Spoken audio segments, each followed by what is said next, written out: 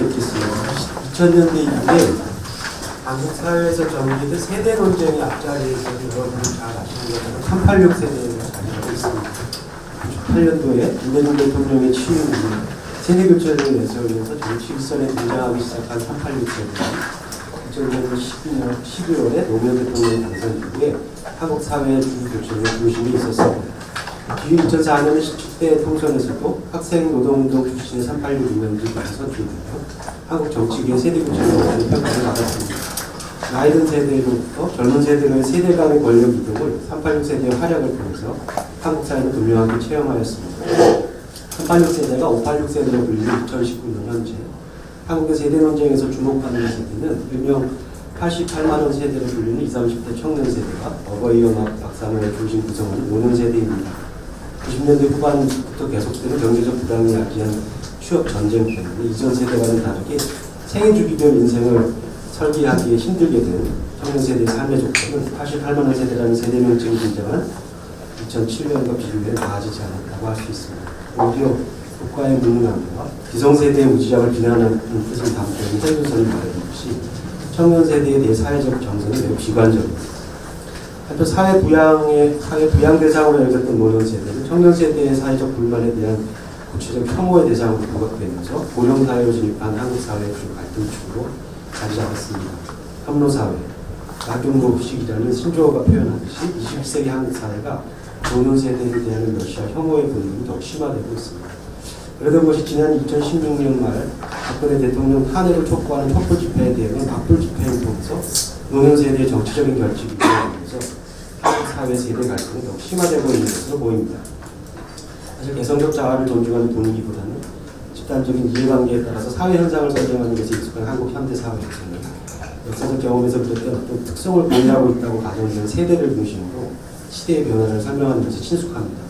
특정 집단의 존재를 전제하고 그와 다른 새로운 집단의 출현을 설명하거나 같은 세대에 속하는 사람들이 갖는 공통점과 다른 세대에 속하는 사람들과 갖는 차이점을 설명하기 위해 구하는 세대 개념은 현대 한국 사회처럼 급변하는 사회 변동의 의미를 구체적으로 이해하는 데 요긴합니다. 무엇보다도 집단적인 정체성을 탐색하는 데도 세대는 중요한 연구 대상이라는 것입니다. 과거처럼 민족으로 수렴되는 집단 정체성 논리는 세계화 시대에 잘 맞지 않는 것 같고 계급을 중심으로 전개하기에는 이념적인 부담감이 강하기 때문입니다. 이데올로기적으로 건강하고 숙명의 문제를 거르는 세대는 말 그대로 한국 정체성 시장에서 가장 잘 팔리는 상품이 되었습니다. 전통적으로 세대를 따지는 논리에서 중요한 대상은 청년이었습니다. 아시는 것처럼 50년대 문학계에서 20대 이후로는 우상의 파괴를 이루어서 기성문명의 방귀를 들었던 것이고 60년 4월 혁명에 기성세대 문화화라는 부를 등장하고 청년을 있고 앞서 서술한 바처럼 새로운 정치계를 구축하는 386 역시 청년이었습니다. 사회 변동과 역사 발전의 역동성을 나눈 이론의 세대 현상에서 나이든 세대와 새로운 세대가 특정 시점에서 함께 살아가다가 세월이 흐르면서 사회의 주도권이 새로운 세대에게 넘어가고 사회는 이러한 변화에 발맞춰 재편성하게 됩니다.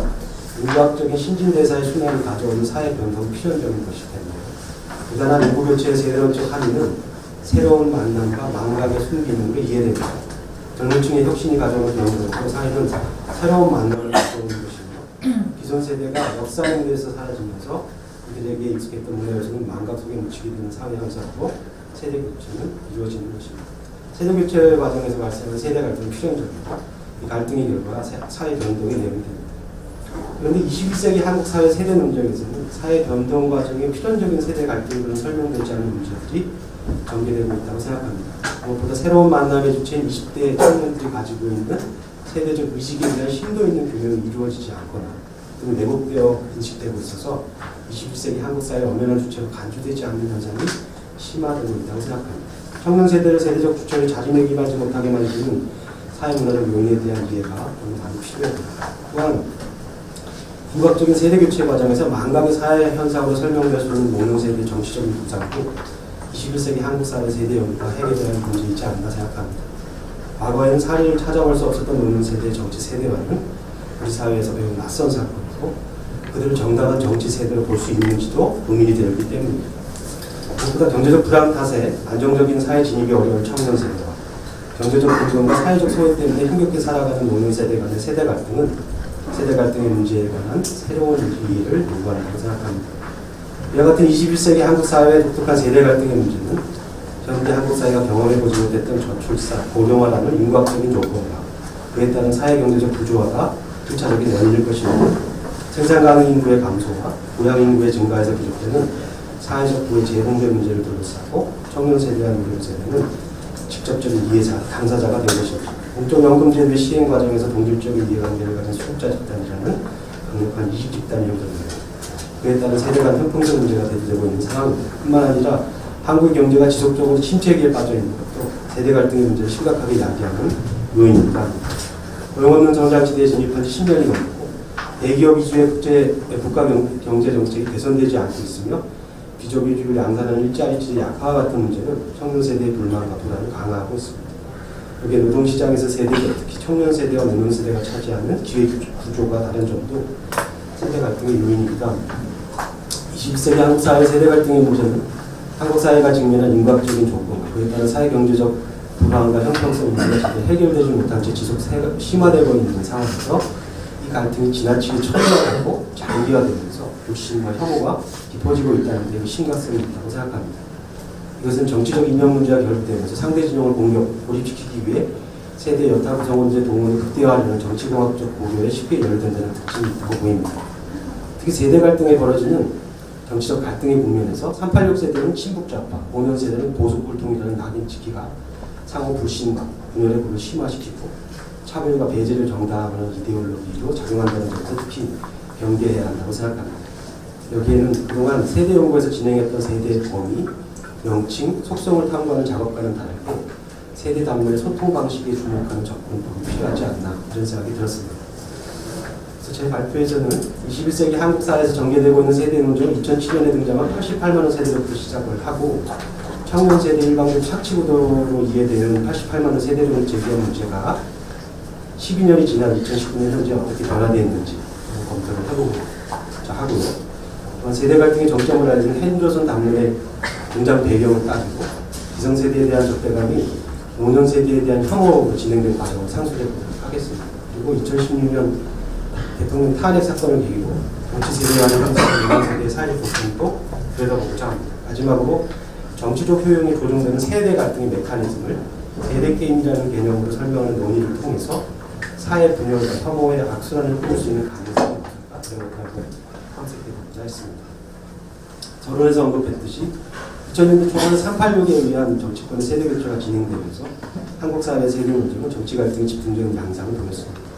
이 갈등은 사회 변동 과정에서 전개될 수 있는 새로운 세대에 의한 사회적 변화로 이해될 수 있는 세대 갈등이지 않나 생각합니다. 그런데 2007년도에 우석군과 박건일이 쓴 88만 원 세대에서는 권력의 주도권을 놓고 기성세대와 정치세대가 청년 세대가 펼쳤던 세대 갈등의 중상과의 차원이 다르게 10대, 20대가 사회에 제대로 진입할 수조차 없게 되어버린 한국 사회 세대 착취를 다루었습니다. 21세기 한국 사회의 근본적인 세대 갈등을 촉발하고 그 갈등의 양상이 사회 변동의 거시적인 틀로 이해되기보다는 세대 간의 착취에 따른 새로운 세대의 파멸을 예상하는 88만 원 세대 논쟁이 등장하게 된 것입니다. 97년도 IMF 구제금융 이후에 경제적 부양이 지속된 한국 사회에서 신자유주의적인 경제 구조가 심화되면서 청년 세대의 안정적인 사회활동 불가능하게 된 2007년에 한국 청년의 삶을 상징적으로 말해주는 88만 원 세대 명칭은 거대 기업들의 독과점화가 강화되고 승자 독식의 시대를 살아갈 수밖에 없었던 청년 세대의 전망을 담고 있습니다. 88만 원 세대에 함께 언급됐던 패자부활 전혀 없이 이긴 자가 모든 것을 차지하는 것을 두고 볼 수밖에 없다는 승자 독식 세대라거나 열심히 노력하면 잘 살게 될 것이라는 희망이 도저히 실현될 수 없는 희망 고문 세대, 싸워 이긴 자만이 살아남을 수 있다는 배틀로얄 세대 같은 것 같은 10대, 20대를 지칭하는 세대 명칭 기제가 절망적이라는 공통점을 가지고 있습니다. 이렇게 절망적인 문제를 단정할 수밖에 없는 한국의 상황을 상세하게 설명하고 있는 것이 88만 원 세대 최대 내용입니다. 10대, 20대의 젊은 지구해야 경제적인, 대중적인 형평성이 고려되지 않는 비싼 대학 등록, 저임금 착취를 당하는 청년 아르바이트 신분적 부담이 여전히 사라지지 않고 있습니다. 10대, 20대들이 가져야 할 것을 앞세대들이 가지고 있는 기성세대 국경 문제가 해소되어지지 않을 뿐만 아니라 1368 마케팅의 주요 타겟으로 10대들이 가해진 기성세대들의 세금 착취 현상은 심화되고 있습니다. 사회에서 자리 잡은 기성세대들에게는 큰 문제가 없지만 생산과 유통 과정이 강화되는 독과적 현상이 청년들의 삶을 더 황폐하게 만들고 있습니다. 더 큰 문제는 국가가 이러한 상황에 대한 적극적인 대처 없이 방치하여서 박자 조작을 조장하는 상황이 10대, 20대 청년 세대의 비중이 일반적으로 있다고 합니다. 88만 세대 논쟁은 어떤 386 세대와 달리 권력이 아니라 취업의 기회를 두고 벌어진 세대 간의 배분적 갈등을 청년 실업과 비정규직 문제를 세대 간 경쟁의 맥락에서 쟁점화함으로써 기성세대에게 청년들의 고통에 공감하고 해법을 마련하고 강하게 촉구하는 의의를 지니고 있다고 평가합니다. 그리고 세대 간 불균형을 둘러싼 적절한 의사소통이 제대로 이루어지지 않은 채 그 같은 문제를 개인적인 차원을 치부하고 있는 우리 사회의 심각성의 문제를 제기하고 그 의의를 지닙니다. 88만 세대는 해방 후에 60년 동안 빠르게 전개해온 한국의 경제적 성장과 사회 변화 속에서 10대, 20대 청년 세대를 위한 최소한의 사회 안전망이 없고 청년 세대의 원활한 사회 안착을 위한 사회적 시스템의 구조를 절감하는 청년 세대를 위한 사회 경제적 반성의 기회를 마련한다고 생각합니다. 그런데 주목해야 할 점은 2007년도에 이전 제기했던 문제들이 12년이 지난 지금 개선되기는 거의 너무 심화되고 있다는 것이 문제라 생각합니다. 이 책이 가능되었던 2007년 당시 한국 국민소득이 2만 원에 도달했었는데 2006년에 최근에 2019년 3월에 2018년 4분기에 한국이 12년 만에 국민소득 3만 불을 넘어섰다는 발표가 있었습니다. 12년 동안의 산술적인 경제성장은 사회 많은 부분에 영향을 주고 있는 듯합니다. 88만 원 세대 논쟁이 벌어졌던 2007년도에 최저임금이 시급 3,480원이고 8시간 기준 1급으로 계산하면 27,840원이었는데 2019년 최저임금 시급이 8,350원이고 8시간 기준 1급 66,800원으로 2.4배가량 증가했습니다. 그렇지만 한국 사회의 가장 큰 문제, 청소년 노동자의 노동에 대한 진지한 사회적 논의가 없고 사회적 합의도 없다는 당시 저자들의 문제 제기는 나아지지 않고 비극적인 사건이 반복되고 있음을 우리가 확인할 수 있습니다. 오토바이 배달을 하는 청소년들의 사망사고나 사고 발생 시 배상 책임 문제인데 청소년들이 경제적으로 큰 곤란을 겪는 일이 여전합니다. 근로기준법이 적용되지 않는 특수고용 형태여서 사고 시 치료비는 물론 오토바이 배상까지 배달하는 일에 청소년들이 감당을 해야 합니다. 질병관리본부가 최근에 조사한 바에 따르면 2012년에서 16년까지 21세기 의료기관의 응급실 이용 환자 중에 배달 오토바이 환자 중 15.2%가 15에서 19세 청소년이었습니다. 특성화 고등학교 학생이 사업장에서 안전사고로 사망하는 사고가 발생하고 있고 비정규직 청년 노동자들이 조금 더 내몰리는 문제 없이 계속해서 이어지고 있습니다. 여기 개미지옥에 있는 것으로 보는데 고졸자나 여성 비정규직의 경우도 대졸자나 남성 비정규직보다 더 심각한 경쟁 상태에 있는 역시 개선될 조짐이 보이지 않고 있습니다. 21세기 한국의 청년들이 봉착한 절망적 사회 분위기를 상징적으로 드러내는 88만 원 세대라는 세대의 명칭이 12년이 지난 지금도 여전히 청년 세대를 일컫는 말로 유효한 까닭은 문제제기 당시에 제기됐던 세대 착취의 구조 문제가 개선되고 있지 않기 때문일 것입니다. 일단 12년 전에 88만 원 세대 책에서 10대, 20대들의 미래의 삶을 절망하면서 공무원 조직의 연공서열제는 20대에게 엄청난 메리트가 될 수 있는 마지막 탈출구다라고 하는 저자들의 예측은 이렇게 들어맞았다고 생각합니다. 2017년에 현대경제연구원이 발표한 공시의 경제적 영향 분석과 시사점에 따르면 한국에서 공무원 시험을 준비하는 학생은 2011년에 약 18만 5천 명에서 16년에 25만 7천 명으로 38.9%가량 증가했습니다. 2019년 현재 20대인 1990년대생은 고급 공무원 세대라고 부르게 된다면 그래서 아마도 88만 원 세대에 소박하지만 절박한 희망이 투영되는 20대의 또 다른 세대 명칭이 되지 않을까 생각합니다. 경제적 불황이 지속되고 있는 한국 사회에서 사회 첫발을 내디디한 20대 청년들의 삶이 녹록지 않다는 것은 88만 원 세대처럼 지칭하는 신조가 계속 양산되는 곳에서도 알 수 있습니다. 이태원, 캥거루족, 윤달팽이, 낙태 세대 등의 우스꽝스러운 신조어의 난무로 위기에 처한 청년 세대를 역설적으로 대변합니다. 그 가운데 자신의 처지를 비추어 자신들이 살아가고 있는 한국에서 더 기댈 것이 없음을 암시하는 신조어 헬조선은 세대 간 갈등의 국면이 2015년 정점에 달았음을 말해줍니다. 이 헬조선은 근대국가의 한국의 미개함을 국가의 무능함과 함께 드러내고 있는 신조어입니다. 여기에 정부의 무능함을 비판하지 못한 채 정부 입장을 옹호하는 한국 기성세대에 대한 부정적인 인식도 담겨 있습니다.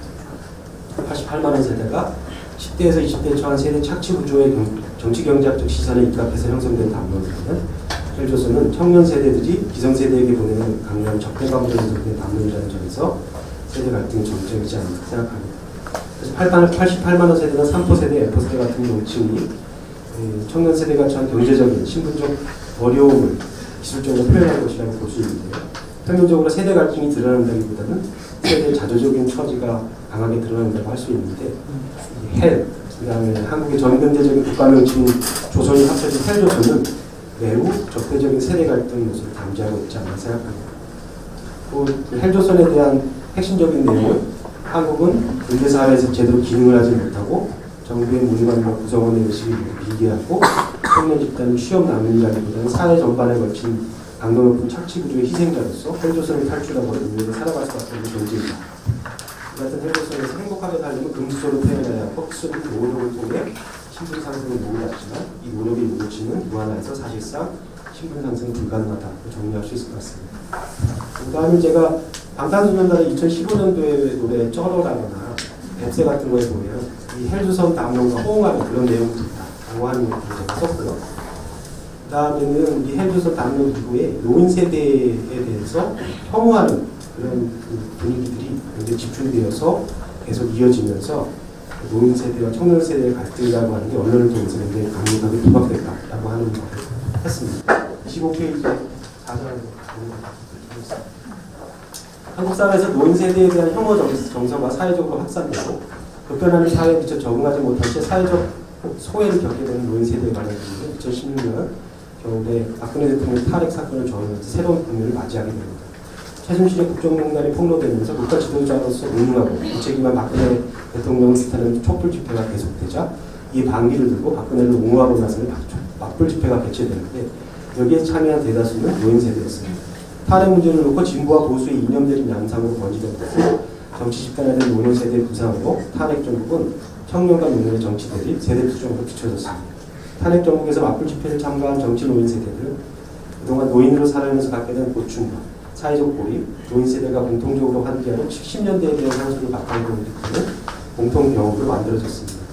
맞불 집회에서 이들이 외친 구호가 쿠데타와 계엄령이었던 것을 상기한다면 그들이 정치 후에 세대 교체가 아니라 세대 유지라고 할 것입니다. 박정희 시대에 대한 강한 향수를 공통된 정서로 가지고 있는 노인 세대들의 정치 세대와는 그가 자신들이 이룩한 사회적 공헌에 대한 청년 세대들의 무시에 대한 독소의 주문이고 경제적 빈곤의 불안을 잠시나마 잊을 수 있는 신적 보상과 관계되는 것이 아닌가 생각합니다. 그렇게 맞불 집회 장소에 노인 세대가 언론이나 촛불 집회에 참가한 사람들이 보는 편집적인 현실 부정이나 시대착오적인 사고나 억지스러운 행동, 요구들은 청년 세대를 비롯한 대다수 시민들에게 공존하기 힘든 별종으로 받아들여지며 세대 간의 혐오, 적대의 악순환을 강화하고 있습니다. 그런데 사회학자 전상진은 탄핵을 두고 전개된 광장의 대립에서 정치적 사건에 처해 등장한 노년 세대의 정치 세대화를 청년 세대와 노년 세대의 세대 갈등이라고 주장하는 것이 잘못됐다 이렇게 주장을 하고 있습니다. 그것은 그가 생각하기에 촛불 집회는 세대 싸움이 아니라 민주주의와 법치주의의 문제를 인식해야 한다고 주장을 하면서요.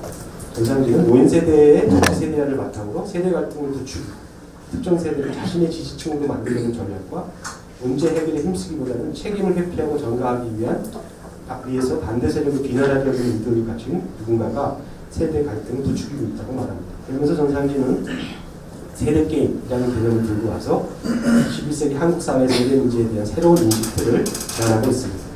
그가 말하는 세대 게임은 게임을 관장하는 플레이어가 있기 마련이고 이들은 세대 당사자들에게 세대 갈등을 조장하고 부추겨서 지지자의 환심을 사거나 어떤 세대를 비난함으로써 책임을 회피하고 전가하며 자신의 정치적인 이익에만 관심이 있다는 것입니다. 예를 들어 박근혜 대통령 탄핵 국민에서 정치 집단에 대한 노년 세대의 부상은 세대 게임의 플레이어들이 활성화한 노인 세대의 분노와 배신의 정치 감정을 이해한 것이었습니다. 또한 21세기 한국 정치계에서 진보 세력이 청년 친화적인 세대 게임, 보수 세력이 노년자 친화적인 세대 게임을 선호했다고 하였습니다.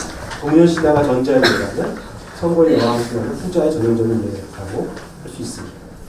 저런 세대 게임은 대중들이 당면한 문제를 세대 프레임으로 바라보게 만드는 것으로서 대중들은 세대 갈등이라는 강렬한 불빛에 현혹되어 엉뚱한 것만 주시하게 됩니다.